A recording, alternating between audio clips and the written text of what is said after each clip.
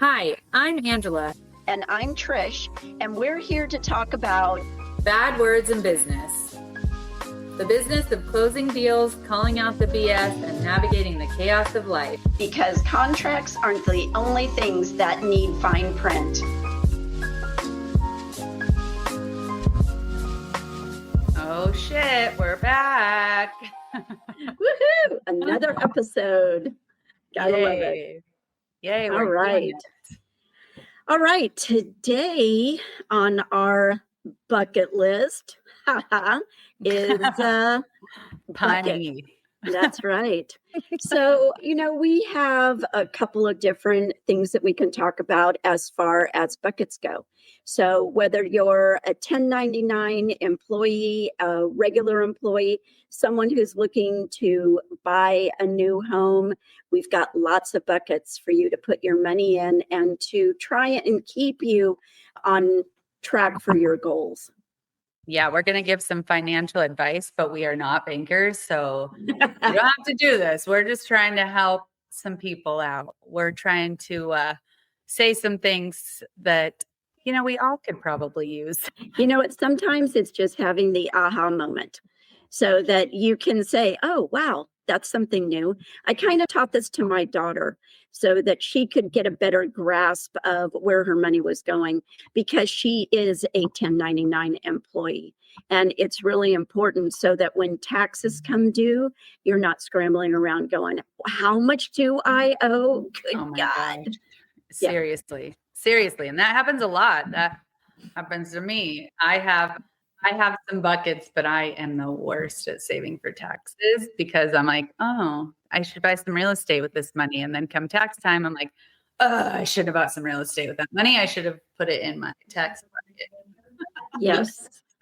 So for 1099 employees, the first thing that you should be doing is putting about 30% of whatever it is that is in your check into a tax bucket. Now, when we're talking about buckets, we're talking about tax bucket. We're talking about your monthly expenses. That's another bucket. We're talking about savings. We're talking about disposable income. So you should probably have 4 different buckets. And when I talk about buckets, I mean savings accounts. I mean a checking account. I don't mean just put it on a spreadsheet and say that it's a bucket. I mean, put it somewhere where you're not going to touch it. That is the hardest thing to do. Yeah. One time I wanted a vacation so bad. And I was like, I have got to save some money. I can't just keep putting in savings because then I see it in savings. I'm like, oh, I could use it for this. And then it's gone. So I actually opened a CD because you can pick the time. You can pick, 1 year, 2 year, 3 years. You can do whatever you want. So I had a goal. It was like 2 years. So I took my CD and I did a 2-year CD, and that was my bucket that I used. What is that noise? Is Tom outside your door again? I don't know. For anybody who hasn't noticed, which I'm sure everybody has noticed, Trish and I are still figuring this whole podcast out. And, it's not easy to get your sound shit all figured out, no matter what you do. And it is frustrating, but we think we have all the tools now. And you can see that we added some headphones here because every time I talked, all I was getting was a bunch of feedback. And I know there's probably people out there going, oh, all you had to do was just do. Well, okay. That's not me. That's not me. Don't be an overachiever. We're figuring it out, okay? Yeah, exactly. All right. So let's talk about essential buckets. So that's your everyday expense kind of bucket.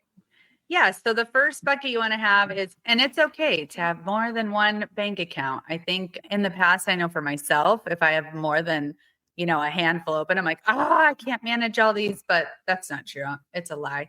And it's okay to go to a different bank too, which is also hard.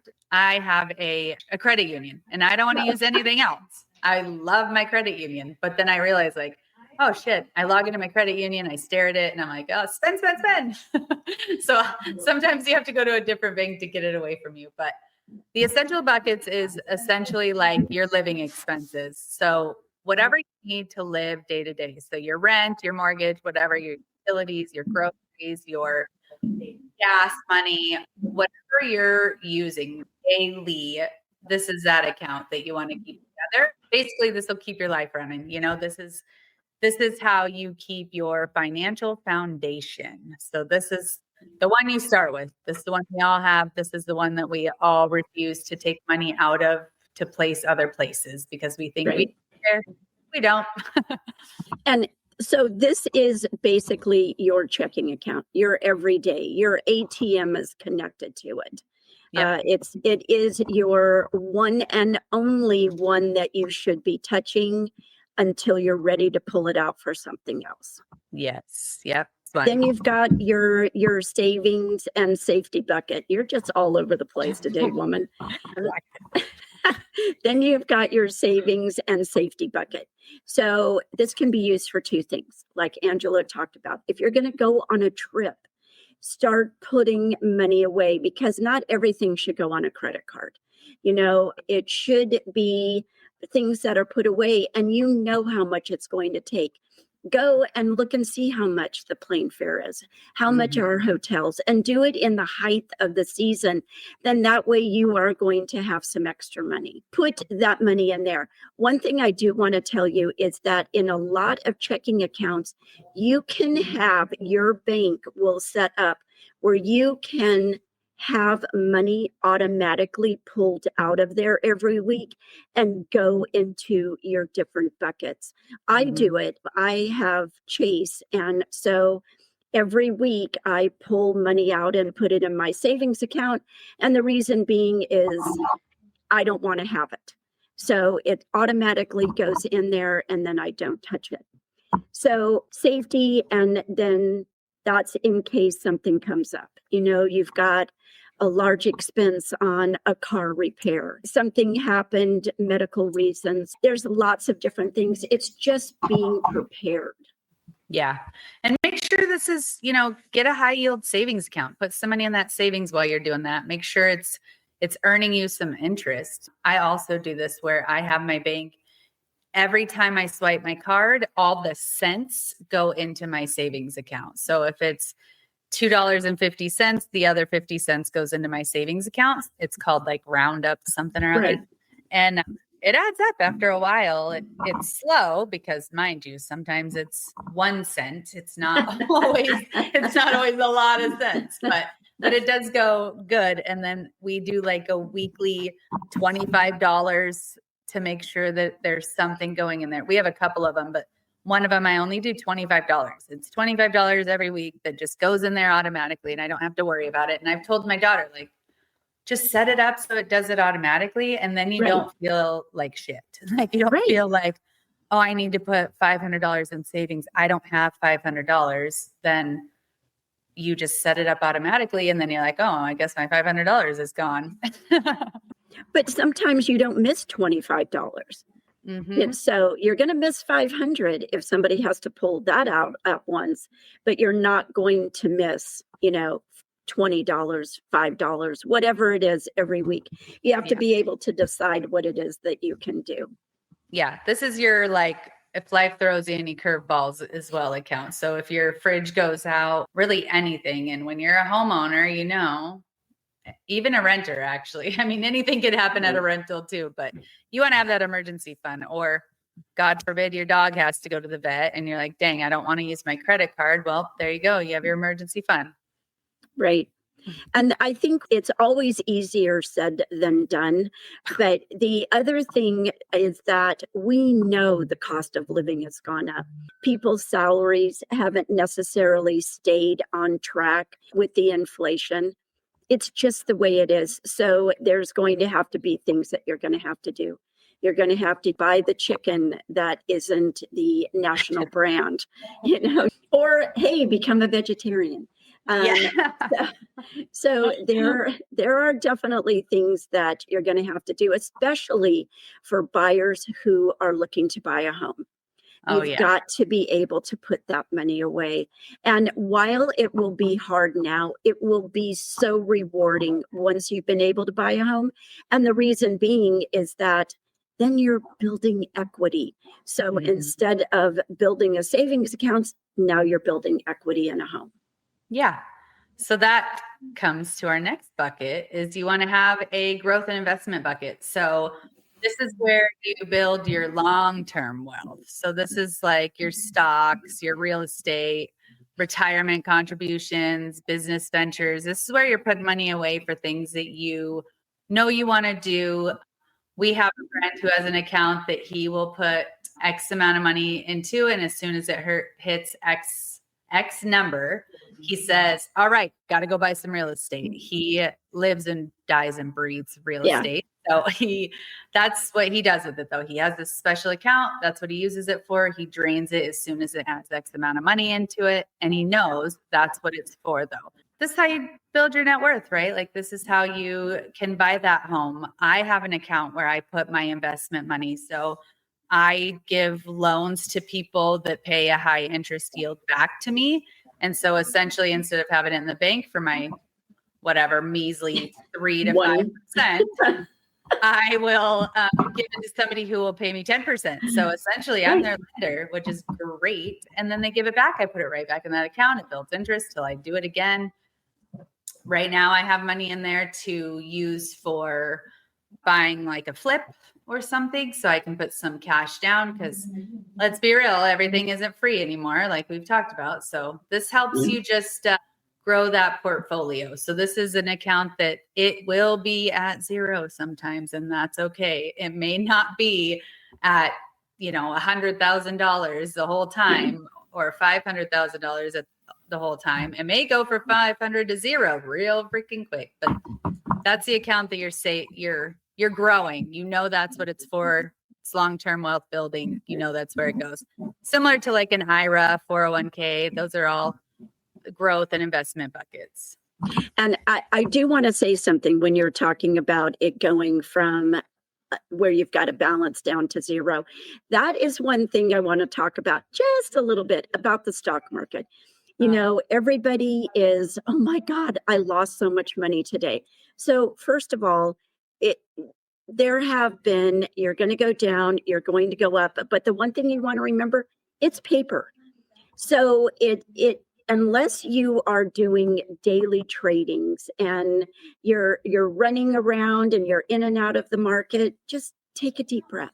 Let it come back. It's going to be okay. It's things always seem to bounce back unless it was, 1929? Oh, and then, yeah. That was about it. I did just invest in a big stock market plan. Big for me. It was more money than normal that I put in there. And I'm not a gambler. So stocks for me are scary. But I did just put some in there, watched it the first day. It went up like, I don't know, $400 or $500. And I was like, whoa, that's cool. And then the next day it went down like $200-$300. And I'm like, damn.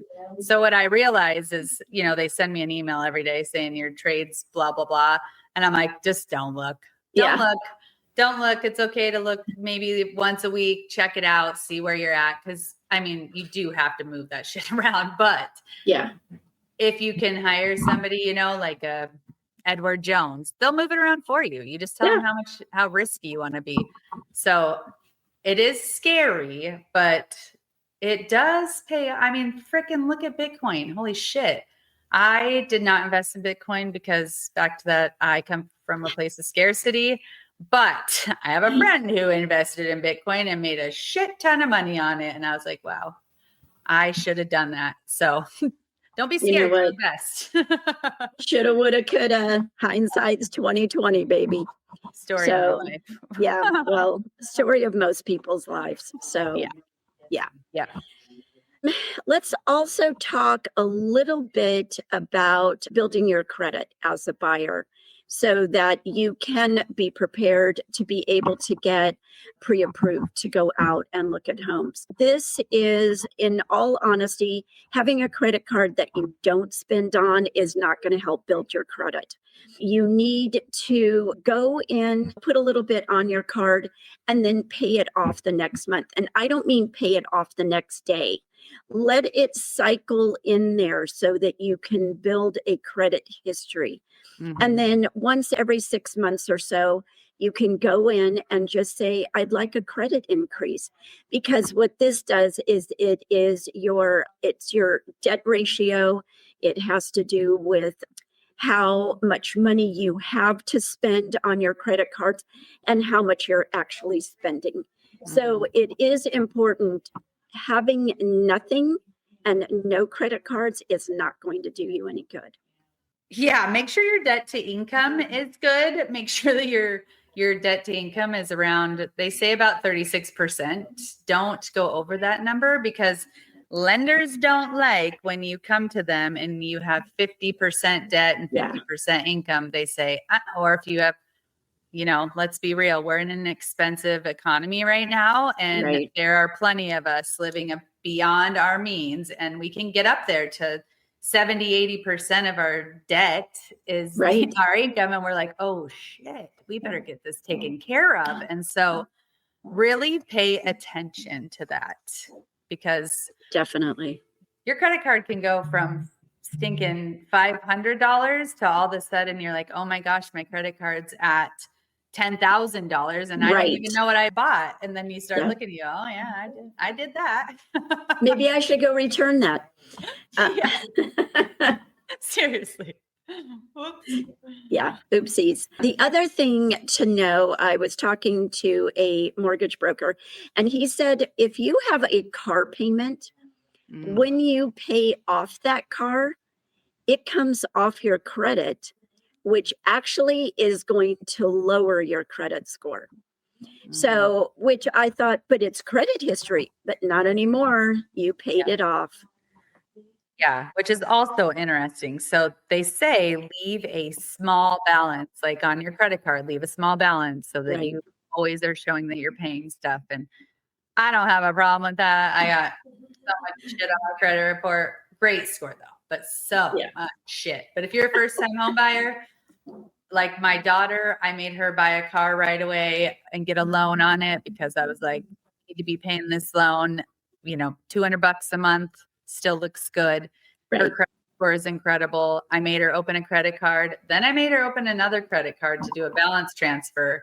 And then that way she had a little bit of money on both credit cards, but her credit right now is amazing because believe it or not, they want you to use it, even though they don't want you to use it. So it is kind of like a walking contradiction, but no, it is. It's a love-hate relationship. It's one of those things that just, some people are like, I don't need credit. I don't need a credit card because I'm using my ATM. Well, ATM doesn't do it. Yeah. And unfortunately, that's not going to help you out. Yep. So the first step for buyers when you're going to go buy a home is to get pre-approved and check your debt. Those are your first two steps. Check your debt, get pre-approved. A pre-approval means you're going to a lender, seeing how much you qualify for. Because let's be real, we go into a house that's way out of our budget and we're like, hell yeah, we love this one. And then you get your pre-approval and the lender says, are you nuts? You need to be looking at the shack down the road. Like, what the hell are you doing? And then you go, oh, or it could go the opposite direction. You're looking at the shack and they're like, no, go get the fancy house. You're good. And so make sure you get a pre-approval. I have seen so many disappointed people, or I've seen people put an offer in and then not get approved later. And then you're like, holy shit. But nowadays the market's crazy. So if you don't have that pre-approval, you're going to get kicked out anyways. Right. They're not going to take your offer. And it's interesting. We kind of touched a little bit on a credit score, but a credit score used to be if you were a 600 or a 650, your credit was great. Then it went up to 700, 750. Now the top score is 850. Now, lenders understand to have a perfect score, nobody's perfect. There are a few of you out there. Congratulations. Yeah, exactly. But they also know what is real. They're looking at somebody with a credit score somewhere between 760, 780. If you can be, some of them say if you're over 750, don't worry about it. The biggest thing that is going to hit you is if you have late. If you are late, it takes 7 years for it to come off of your credit report. And it's funny, when we bought our house, they said, "Oh, do you know that you have a late from 6 years ago?" And I went, "No." Oh, Yeah. So, and they said, I said, "Well, I need to get that clean." "No, no, no, don't worry about it right now." oh my God. "Why'd you bring it up?" Yeah. So yes, hey, it's going to come off this year. How exciting.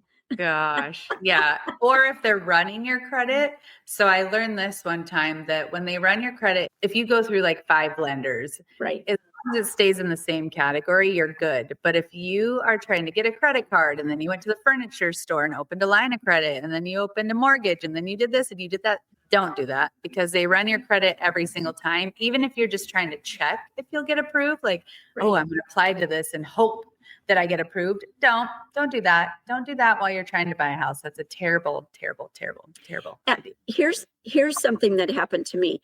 So I have quite a few credit cards. Spending power of, it's something stupid, $240,000 on credit cards.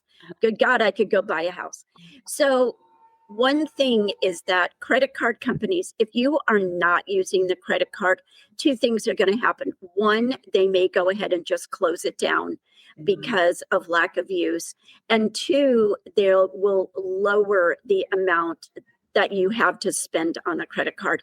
And then what happens is your credit score goes down.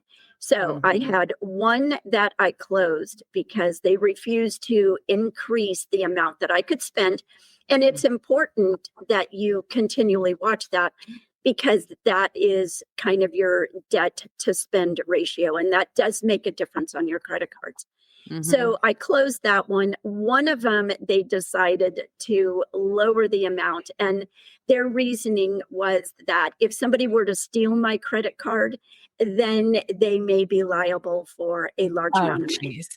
My credit dropped 70 points. Whoa. 70 points. And it's not like I have a massive amount of money on my credit cards. I was in shock. Now it's slowly coming back, but it'll drop like a rock and then it just takes forever to come back up. So it is something, if you have a checking account, go in, it's free. They will let you know what your credit score is. They can pull a credit report for you so you can see what is on there and what it is that you need to clean up, especially if before you go to look at homes. Yeah. And I'm a nerd and I use like freecreditreport.com or Expedia, or you can, not Expedia. That's a travel one. What's the other one? Oh, Experian. Yeah. Experian, you can go on, you can log into them and you can literally look at your stuff. It's super easy. My husband's identity got stolen and we have to keep his stuff locked. If we unlock it, it literally gets stolen every single time. Every time we unlock it, somebody thinks that they need to take our shit, which is very annoying. Yeah. But so his is locked, and if you ever want to buy anything, you have to go online, unlock it. Exactly. Unfreeze it. Yeah. Yeah, I had the same thing. So I had the same problem. So we just use Wade. You just go apply for it, because it's difficult to unfreeze. Yeah. Yeah, it sucks. All right, next, buyers, you want to budget that down payment, because let's be real, you have to have a down payment. Not always. There are some benefits right now for buyers. Right now, though, those benefits do not last. It is not all the time. It depends on the market. If right now you could buy a new construction home and maybe the builder will give you these excellent credits, but that only happens for so long, and you're only a first-time home buyer for so long, and there's only so many programs and you only get to use them one time. So make sure you have some money put down. I would recommend saving quite a bit, closing costs, inspection costs, all those things. I think closing costs come out to be about 3 to 5%. And then there's of down the purchase payment. price. Yeah. Yep. An inspection, that's going to cost you $800 to $1,000, depending on what they're doing. Moving expenses. I know when I moved from Washington to Arizona, it wasn't cheap. I had to get 2 trucks. It actually sucked. It was really expensive, but it was expensive but we did it all ourselves. We didn't hire any movers. We actually did everything ourselves. We even drove them down ourselves, but you should have money for that just in case, or even going when you buy a house, you all of a sudden realize oh my gosh, in my apartment, I didn't have this. I need this, a spatula or a freaking anything. You're like, oh my gosh, I never used this at an apartment. I need this right now. So have some money put away so you can go buy that random stuff that you don't have. Cause I can tell you, moving from an apartment to a home is completely different, or a small house to a big house, or a big house to a small house. There's always stuff that you need that you're like, oh, a hose. You're moving from an apartment to a home. You can get a hose for outside. And so, you spilt that coffee on your way into your new home. You need to get that hose and clean that stuff off. Are you taking a hose into your home to clean up spilled coffee? No, outside. It doesn't rain in Arizona, so all I'm ever thinking about is the hose. That's our only form of water to wash shit up. Here's the other thing. Go shopping at mom and dad's house. Now, I don't know about you, but I've got at least 2, sometimes 3 of quite a few things. So yes. One of our sons just moved into an apartment. So we put together, we've got an extra coffee pot. We've got a waffle maker. We've got a bullet that we don't use anymore. Yeah, go shopping at mom's house. Mom and dad's, they've got stuff there. Go get a hose from them. Yeah, I'm always handing out stuff to my kids. My daughter, my one daughter, I have a young daughter and an old daughter. So my young daughter, she doesn't give a shit, but my old daughter, I am always saving everything, to the point to where she actually just moved in with a roommate. And she's like, Mom, I have so much stuff. She's like, he has nothing because he has never lived on his own. He went to college and he lived with roommates and he's just never been on his own. She's like, so Mom, I'm bringing all this stuff. I said, well, you're blessed. Your mom saves stuff for you, to the point to where I gave her a TV not too long ago and she brought it back. She goes, I have nowhere to put this. You can't give me all this stuff and my house isn't big enough. Her rental house isn't big enough. She's like, so I'm going to give it back. I'm like, oh, okay. And furniture, she's always giving back too, because she's like, I don't know where I'm going to put that. I'm like, damn. All right. I know. Sell it. Right. If she was smart, she would just sell it and say, hey, Mom. That's what I tell her too. I don't know where it went. I got money though. Plus, hello, we're giving it to you so that you will sell it, because we didn't want to sell it. We didn't want it anymore. That's exactly right. Exactly right. And we've had all these years to collect stuff. So we have all the extra shit that we don't need. Always. Yeah. You can always find stuff at your parents'. They'll be like, oh yeah, I haven't used that in 10 years. Take it. Take it. Yeah. Don't worry. Sorry, parents. Sorry. No. Sorry, not sorry. Yeah. Oh, so true. Well, we are going to wrap it up for another week. Yay. Yes, another episode. Everybody needs to start subscribing. Come on, this is good shit, people. Yeah, you can find us on Apple and Spotify and YouTube. I put us on there, all of those recently. So you can find us there right now. All of our episodes aren't recorded because we're getting there. We're getting there slowly but surely. We're working it.